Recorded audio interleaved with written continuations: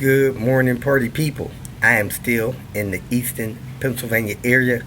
It appears that it is raining today. However, not raining hard, and Rebecca and Mike have covering.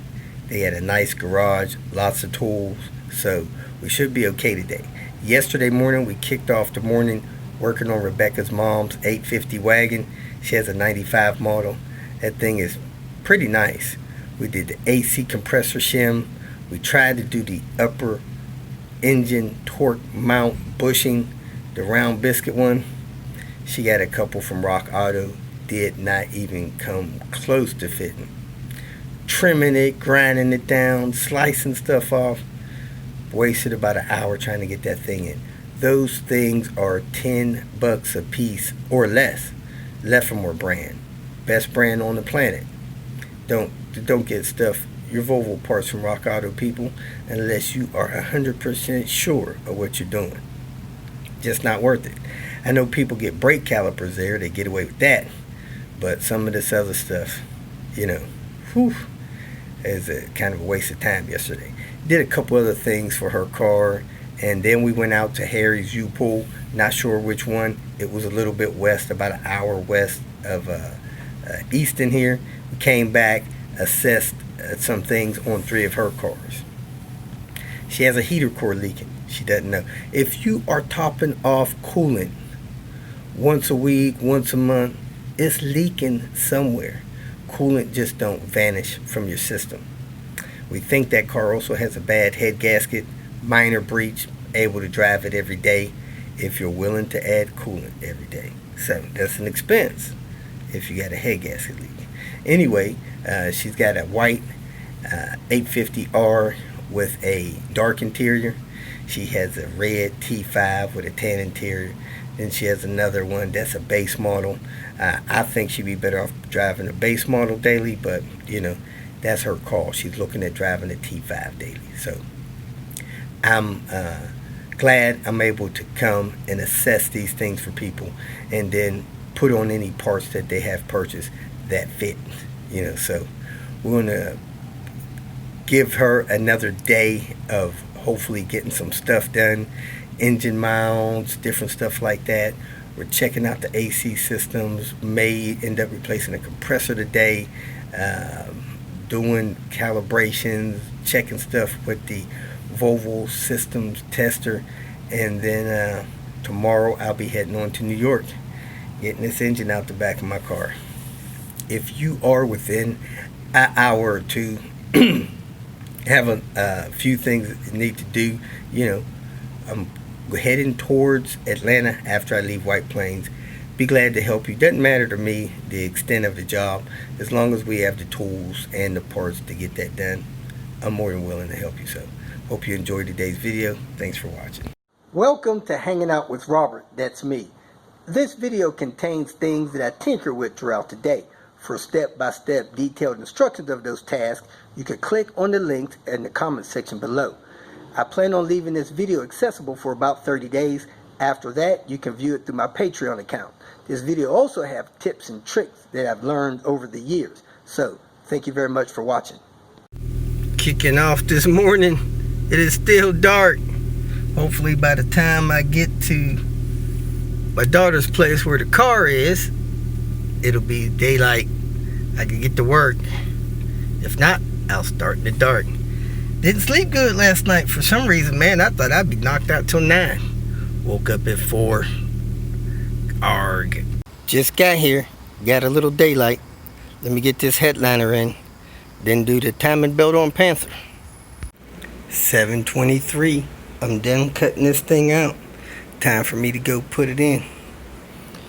Let's see how many razor blades I used. This thing had 25.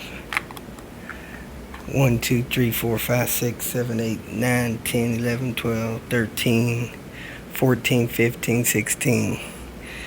Used about 16 razor blades to cut this stuff out. Maybe 18.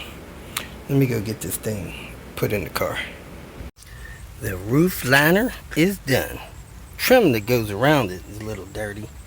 Other than that, I think it all turned out well. A lot better than the torn up thing that was falling apart.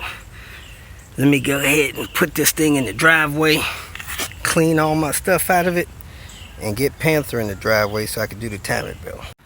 Time to clean it out, pack it up, and head out.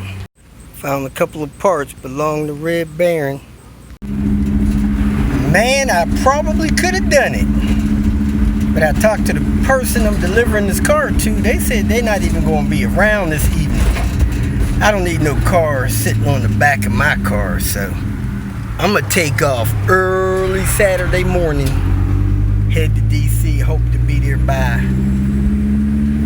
I don't know, not noon, but maybe 1 in the afternoon. Anyway, I'm headed to the junkyard. They dropped the C70. Might have some nice wheels on it if nobody beat me to it. I'll get there about 10:50. That car was dropped today, so we'll see what's left of that C70. May get some nice wheels to sell, because I can't afford no wheels right now. I've been hanging around Cincinnati too long. Anyway, we'll see what's at the junkyard. Supposed to be a fresh drop C70 down here with some good wheels. Not those ugly wheels. Some good wheels. See if I can find that thing. C70. I don't see it so far. Keep looking.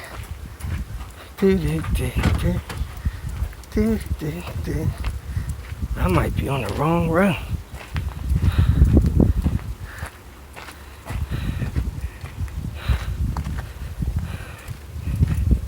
There it is.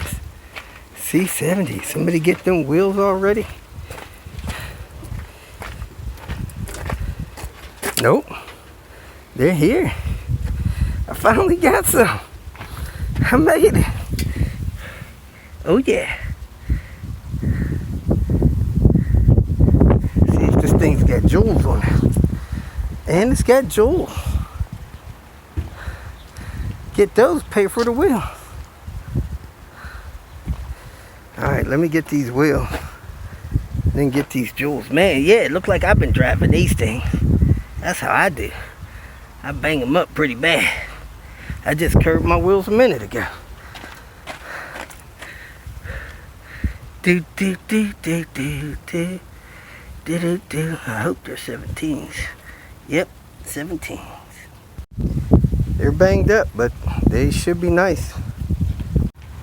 They're telling me I need to dismount these good looking tires even though they're old as crap, starting to dry rot. Now I found a nail in this one, so I don't have to dismount that one. I just don't want to chew up the rims with my poor skills of dismounting. So there's a nail right there. I'm going to leave that one on. I'm going to just pay somebody to get the rubber off of these, man. I don't want to mess them up. Still out here dealing with the Comfort Inn. It appears that we have everything fixed except for a credit for 8301. So I got to keep watching this bank statement for the next couple of days. I'm probably going to set a reminder in my phone for 1 week. And if this doesn't get corrected in a week, I'm going to be calling my bank and Comfort Inn headquarters. It's got to work me, man. They working me. Working me. Believe it or not, this is coming together pretty good. I'm about half packed up out of my daughter's garage. Andrew's going to help me do the timing belt on Panther. Then I'm going to come back and finish this up by hopefully 2 hours. I haven't touched it. There's my boost gauge leak. Whack. Andrew's going to hook a brother up. Getting ready to replace this timing belt and idler. The rest of it's staying. That's all I need replaced. Got Big Henry now. Knocked that harmonic balancer off. Got this belt off. Check my rollers. Make sure I ain't got no leaks down there. It looks dry. And look at that belt, folks. Not too bad, but starting to crack. crack, crack, crack. You don't want a belt on cracking. I probably had another 10,000 on this one. Time to go. Check my rollers. That's tight. That's a little loose. I'm gonna replace that one. I think those are one-time rollers, maybe twice at the most. These, sometimes you can go 3 times with these. Look how tight that is. Let me put a marker on that and see how many times that spins around. Got that black marker. If it spins more than 1.5, it's definitely dead. Man, that thing spun around 3 times, at least twice. Yeah, pulling that one. Here we go. My boy Andrew got me hooked up. I had to order these parts to replenish his for his white R. While I'm doing this, I might as well go ahead and say it. This is a $600 job. Water pump included, $1,200 job at the dealer. Now, people order these kits from I don't know where, the devil's workplace, Amazon, places like that, because they think they get a good deal. Half the time, you pay the same price for cheap aftermarket parts. This is supposedly the company that makes the belt for Volvo. Why would you risk $20, $30, $50 on cheap parts that may not even work when you install them? Cut it out. Don't put those parts on here calling me, harassing me with your problems. That's just uncalled for. You're doing it yourself. You're saving $1,000. Since we knocked the harmonic balancer off, we could do the silicone hose trick. Now, occasionally you guys forget that there's a deal under here that you got to get that belt under. Even when you got this removed, you got to get that belt between this and that sprocket. So make sure you tuck that thing in there. You know, it's a little harder to do with the harmonic balancer on there, but don't forget that, because you'll be in here wondering why the belt's too short. It's not the belt, it's you. Got the belt on the sprocket. Now I can put this in there so that the belt don't jump off the sprocket while I'm putting it tight and everything. Let me do that with 2 hands. So you got this jammed in there. That holds the belt in place. Stops the belt from jumping around on the crank while you put it around the rest of the system. So let me go ahead and route the belt around the rest and put my tensioner on. My tensioner is almost cranked in. Every time I remember, I come over here and crank it in a half a turn. Another half a turn.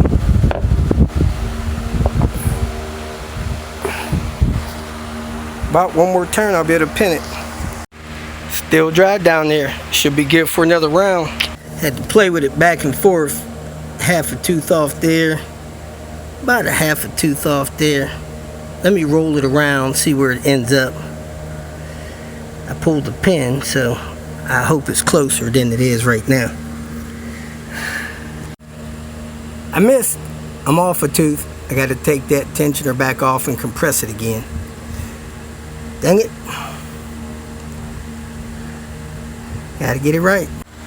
There goes my old sticker. It looks like 370. So I'm at about 10,000 over. 02/21/18, 2.5 years. So I'm gonna take that off, put this new one on. Look like I did a belt idler tensioner. I jumped the belt 1 tooth. I'm gonna turn that back, take the slack out between them. I'm gonna try to stick something in there to hold it in place while I put the tensioner down there so that thing doesn't move, since I misplaced both of my locking tools from IPD. Took about 8 minutes to reset that. Once a minute I turn my clamp half a turn. I got it. So easy to see your crank mark when your harmonic balancer off. because this thing right there lines up with the crank mark.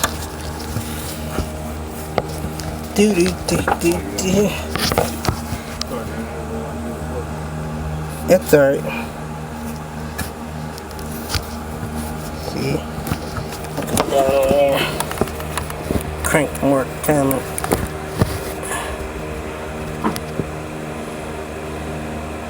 Half a tooth off there, or half a tooth off up here. Crap, it looks like I'm the wrong way now. Man, I'm never gonna get this right. Went too far cranking it around, but I'm one tooth on both ones, both cams. I'm good to go. Put this thing back together. I'm just gonna fire it up for me, make sure it tracks straight. Go ahead.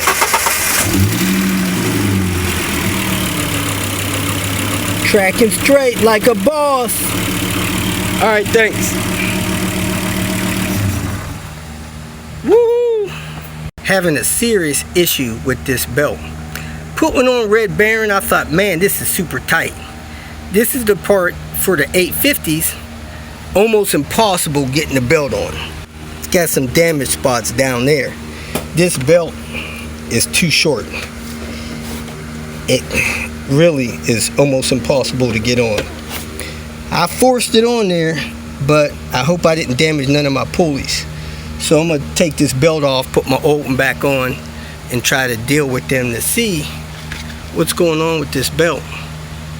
This belt is too short. Neutral. It's gonna fire it up, make sure I didn't bend a pulley or something.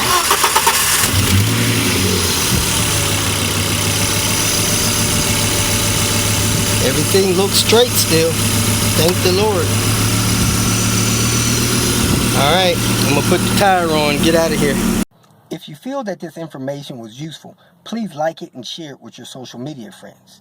You can subscribe to my channel so that you will get notifications of future videos that I post. You can follow me on Twitter, and if you need to contact me directly, please visit my website.